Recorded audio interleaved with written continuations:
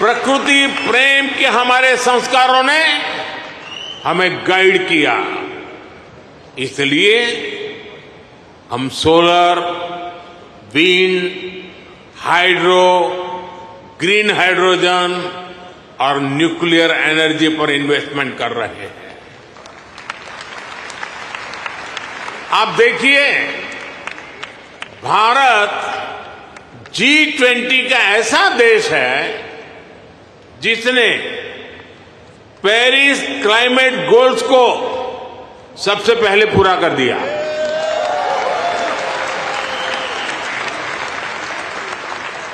दो 2014 के बाद से भारत ने अपनी सोलर एनर्जी इंस्टॉल कैपेसिटी को 30 गुना से ज्यादा बढ़ाया है। हम देश के हर घर को सोलर पावर होम बनाने में जुटे हैं। इसके लिए रूफटॉप सोलर का बहुत बड़ा मिशन हमने शुरू किया है। आज हमारे रेलवे स्टेशन और एयरपोर्ट सोलराइज हो रहे हैं। भारत घरों से लेकर सड़कों तक एनर्जी एफिशिएंट लाइटिंग के रास्ते पर चल पड़ा है। इन सारे प्रयासों से भारत में बहुत बड़ी संख्या में ग्रीन जॉब पैदा हो रहे हैं। साथियों, 21वीं सदी का भारत एजुकेशन, स्किल, रिसर्च और इनोवेशन के दम पर आगे बढ़ रहा है।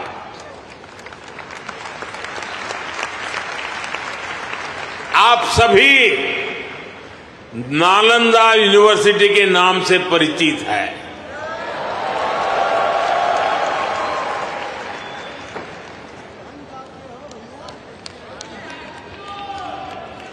कुछ समय पहले ही भारत की प्राचीन नालंदा यूनिवर्सिटी नए अवतार में सामने आई है।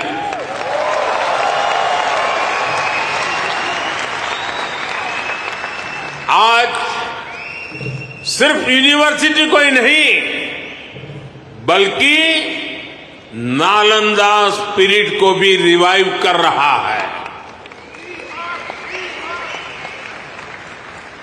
पूरी दुनिया के स्टूडेंट्स भारत आकर पढ़े। हम इस तरह का आधुनिक इकोनॉमिक सिस्टम बना रहे हैं। बीते 10 साल में भारत में, ये भी जरा आप लोगों को याद रखने जैसी बात बताता हूं मैं, बीते 10 साल में भारत में हर सप्ताह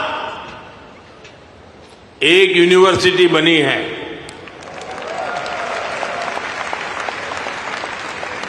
हर दिन 2 नए कॉलेज बने हैं। हर दिन एक नई ITI की स्थापना हुई है। 10 साल में ट्रिपल IIT की संख्या 9 से बढ़कर 25 हो चुकी है। IIMs की संख्या 13 से बढ़कर 21 हो चुकी है। एम्स की संख्या 3 गुना बढ़कर 22 हो चुकी है।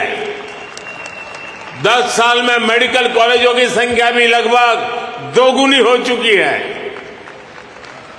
टॉप ग्लोबल यूनिवर्सिटीज भी आज भारत आ रहे हैं, भारत का नाम है। अभी तक दुनिया ने भारत के डिजाइनर्स का दम देखा। अब दुनिया डिजाइन इन इंडिया का जलवा देखेगी। साथियों, आज हमारी साझेदारी पूरी दुनिया के साथ बढ़ रही है। पहले भारत सबसे समान दूरी की नीति पर चलता था, इक्वल डिस्टेंस। अब भारत सबसे समान नजदीकी की नीति पर चल रहा है।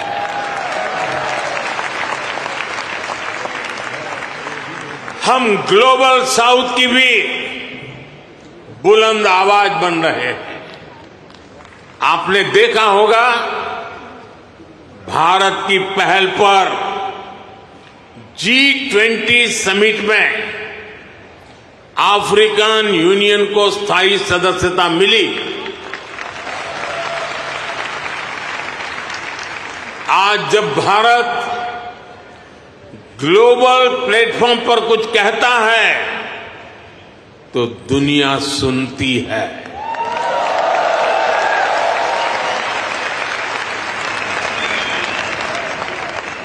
कुछ समय पहले जब मैंने कहा कि this is not the era of war, तो उसकी गंभीरता सबने समझी। साथियों, आज दुनिया में कहीं भी संकट आए, भारत फर्स्ट रिस्पॉन्डर के रूप में सामने आता है। कोरोना के समय में हमने 150 से ज्यादा देशों को वैक्सीन और दवाइयां भेजी।